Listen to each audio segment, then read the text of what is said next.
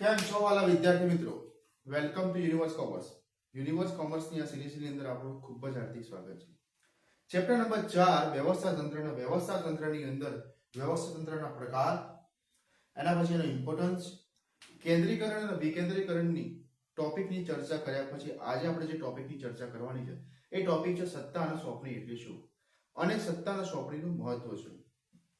Batch ચાલુ જ હતી અને બોર્ડ ઉપર લખેલું હતું તો થયું કે ચલો આ લખાણને આપણે એમ જ રાખીને એના પર આજે વિડીયો બનાવી દઈએ. તો સૌથી પહેલા વાત કરીએ કે સત્તા અને સોંપણી એટલે શું. તો ધ્યાન આપો એના અર્થ વિશે. તો અર્થ શું કહેતો હોય છે કે કાયદાની દ્રષ્ટિએ સત્તા એટલે કાયદેસરના રીતે લેવાતા પગલા, લેવાનો અધિકાર. એટલે શું? તો કે એક્ઝામ્પલ તરીકે હાઈકોર્ટના અથવા સુપ્રીમ કોર્ટના જે જજ હોય, આ હાઈકોર્ટના સુપ્રીમ કોર્ટના જજ કાયદાની રીતે કાયદાકીય જે પગલા લેવાતા હોય છે, ખરેખર એને શું કહેવાતી હોય છે? સત્તા. આ સત્તાનો ખરેખર સાચી વ્યાખ્યા છે. પરંતુ જ્યારે આપણે વાત કરીએ ધંધાકીય એકમની, તો કે ધંધાકીય એકમની અંદર સત્તા એટલે હુકુમ આપવાનો અધિકાર.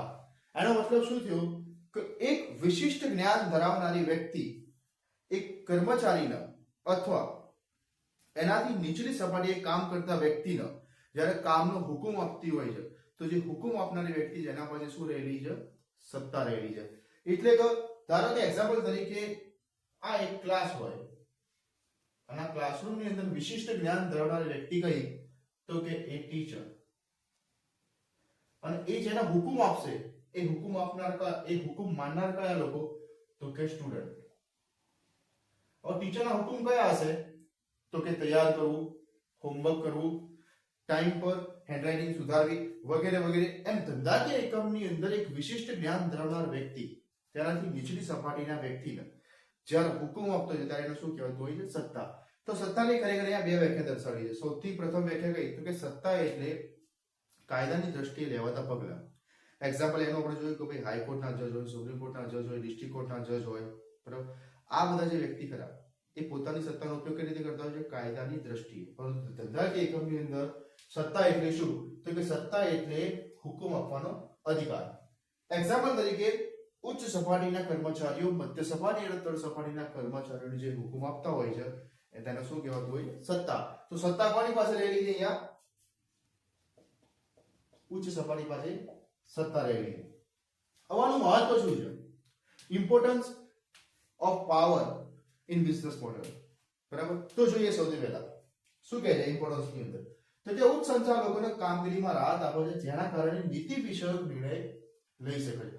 હવે તમે એક વસ્તુ વિચારો કે ધંધાકીય એકમની અંદર રોજબરોજના તમારા પ્રોડક્શનના, એના સિવાય રો મટીરીયલના, એના સિવાય સેલરીના, આ બધા ડિસિઝન જો ફક્ત ઉચ્ચ સપાટી રહેશે તો ધંધાના વિકાસના નિર્ણયો ક્યાં રહેશે?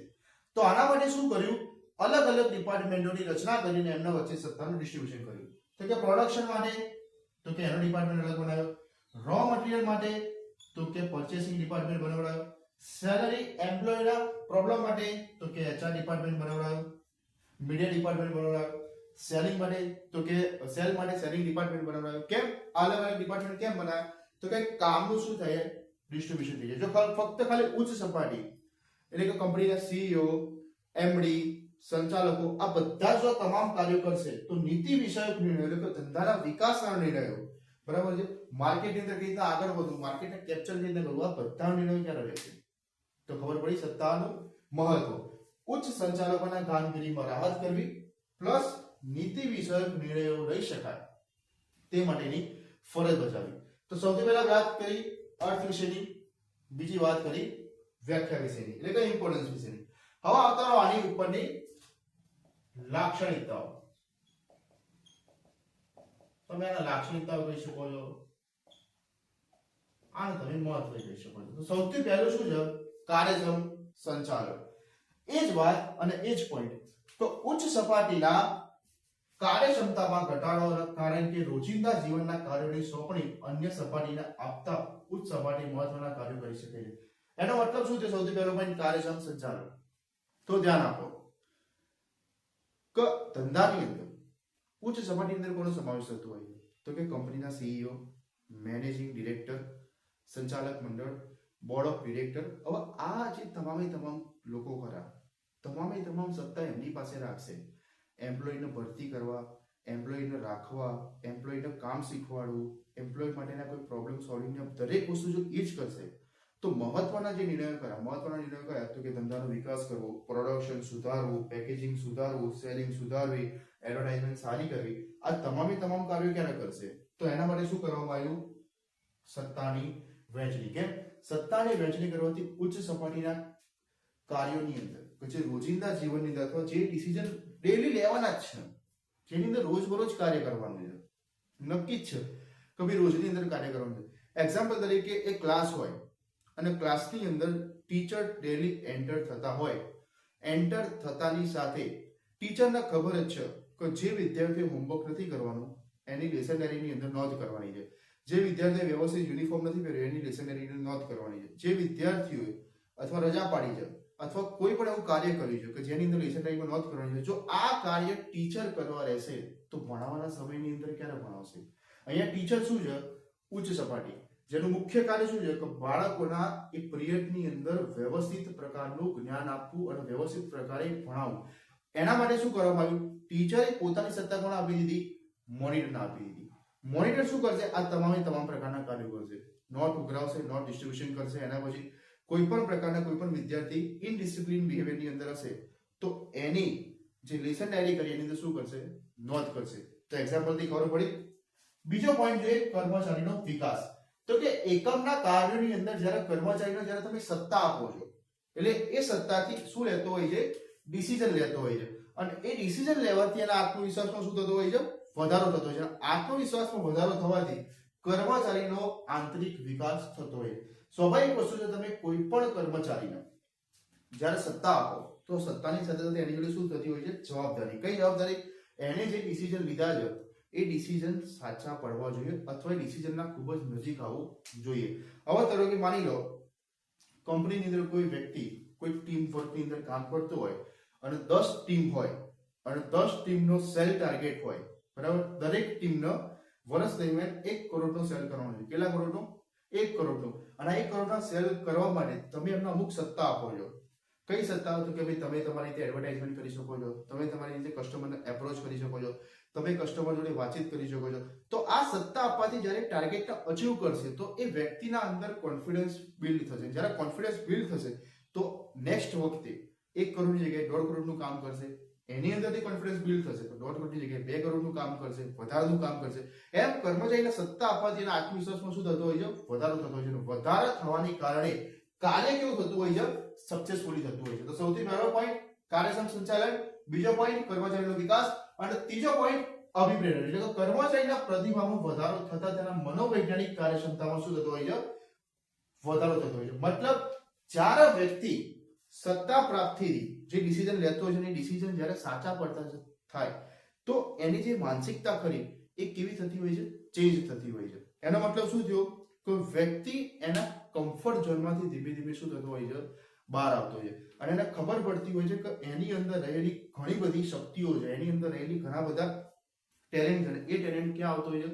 ધીમે ધીમે ડે બાય ડે બહાર આવતો હોય છે. એક્ઝામ્પલ તરીકે આપણા ભારતના અત્યારના હાલના વડાપ્રધાન ખરા નરેન્દ્ર મોદી. તો કે આ નરેન્દ્ર મોદીને જો ગુજરાતના પ્રાઇમ મિનિસ્ટર અટલ બિહારી વાજપેયી દ્વારા બરાબર જે સંબોધિત કરી ના બનાવ્યો તો અટલ બિહારી વાજપેયીએ જે અમને સંબોધિત કરીને આગળ ના લાવ્યા હોત તો શું ભારતના આટલા સારા સારા પ્રાઇમ મિનિસ્ટર મળી શકત? ના મળી શકત. શક્ય જ નથી. કેમ?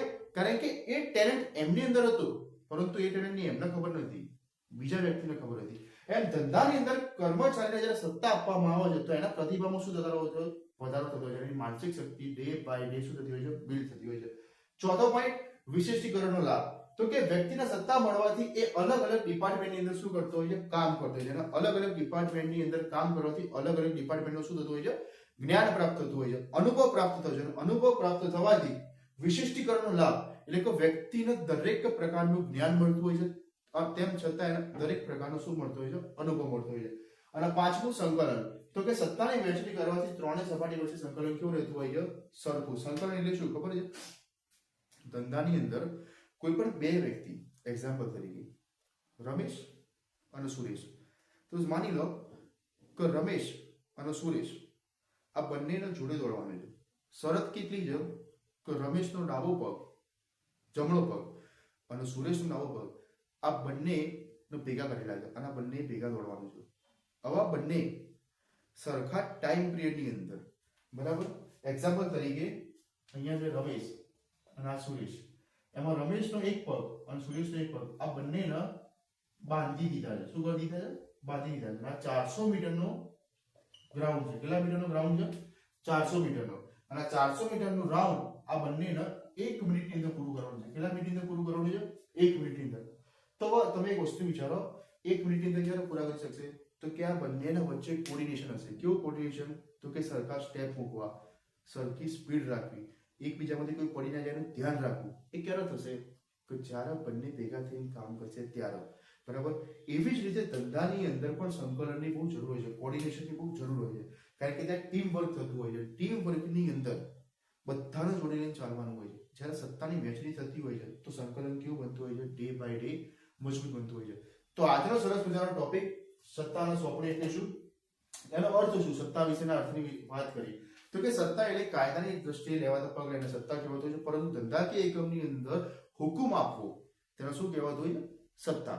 એક્ઝામ્પલ તરીકે ઉચ્ચ સપાટી, મધ્ય સપાટી અને તળ સપાટીને જે હુકમ આપે એને શું કહેવાતું હોય છે? સત્તા. એના પછી જોયું આપણે એના ઇમ્પોર્ટન્સ વિશેની વાતચીત કરીએ. તો કે ઉચ્ચ સંચાલકોના કામગીરીમાં રાહત આપે છે અને જેના કારણે તે લોકો નીતિ વિષયક એટલે કે મહત્વના નિર્ણય લઈ શકે છે. એના પછી આવતા એના મહત્વ ઉપર સૌથી પહેલો પોઈન્ટ કાર્યક્ષમ સંચાલન, બીજો કર્મચારીનો વિકાસ, ત્રીજો અભિપ્રાય અને ચોથો વિશેષીકરણનો લાભ અને પાંચમો સંકલન. અહીંયા સાથે સત્તાના સોંપણીનો ટોપિક કેવો થતો હોય છે? પૂર્ણ થતો હોય છે. વિદ્યાર્થી મિત્રો, યુનિવર્સ કોમર્સ તમારા અભ્યાસની અંદર જો મદદરૂપ થઈ રહ્યું હોય તો પ્લીઝ ચેનલને સબસ્ક્રાઇબ કરજો, શેર કરજો, લાઈક કરજો. ડેલી તમારા માટે અલગ અલગ ટોપિક ઉપર ધોરણ 11-12 કોમર્સ અને આર્ટ્સના BA, SPCC, economics, history, culture, polity આ તમામ વિષયોની અંદર જે મહત્વના ટોપિક ખરા અથવા ડેલીની અંદર એક એક ટોપિક ઉપર વિડિયો તમારા કમેન્ટ સેક્શનની અંદર તમારી ડિમાન્ડ ઉપર આવતા રહે છે. તો please like and subscribe universe commerce. જય હિન્દ, જય ભારત.